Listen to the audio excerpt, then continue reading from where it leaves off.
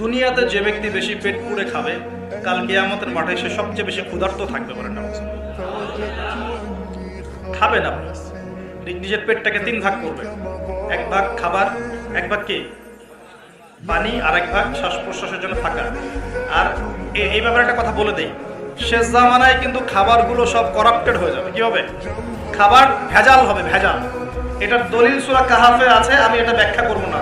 কাহাফে আছে, আমি ব্যাখ্যা করবো না, শুধু ইন্ডিকেশন দিচ্ছি। 309 বছর ঘুমিয়েছিলেন আসহাবুল কাহফ। কত বছর? 309 বছর ঘুম থেকে উঠেই তারা প্রথম যে অনুভবটা করেছেন সেটা হলো তারা ক্ষুধার্ত। তারা কি ক্ষুধার্ত? দেখেন, 309 বছর পর যদি আপনি ঘুম থেকে ওঠেন, আপনার কাছে এই দুনিয়াটা আজীব মনে হবে, হবে না? কিন্তু উনারা ক্ষুধার্ত, পকেটে কিছু মুদ্রা ছিল, যেই মুদ্রাগুলোর মান 309 বছরও কমে যায় নাই। কমে গিয়েছে না? এখন আপনি আপনার মুদ্রা নিয়ে ঘুমান 300 বছর, দেখেন তারপর কি হয়। কি হবে? টাকা থাকবো না যাইবো গা? আচ্ছা, তারপরে শোনেন, এরপরে উঠেই তারা বলছে ফালিয়ানজুর আইয়ুহা আজকা তুআমা, এই মুদ্রাগুলো দিয়ে বাজারে কাউকে পাঠাও, তোমাদের 9 জন 10 জনের মধ্যে একজনকে বাজারে পাঠাও।